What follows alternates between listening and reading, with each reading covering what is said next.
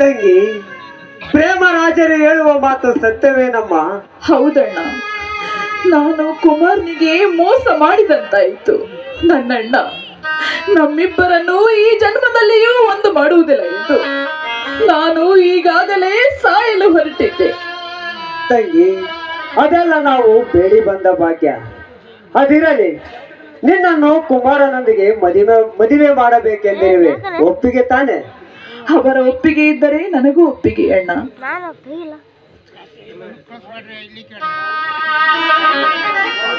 ಸ್ವಲ್ಪ ತಡೀರಿ, ತಾಳಿ ತರಬೇಕು. ನೋಡಿ, ಟೈಮ್ ಆಯ್ತು, ಬೇಗ ನಿಮ್ಮ ಕಾರ್ಯ ಮುಗಿಸಿ. ತಾಳಿ ತರಲು ಬೊಮ್ಮ ಹೋಗಿದ್ದಾನೆ, ಇನ್ನೇನು ಬಂದೇ ಬಿಡ್ತಾನೆ. ಸ್ವಲ್ಪ ತಡೀರಿ ಸಾಹೇಬ್ರೆ.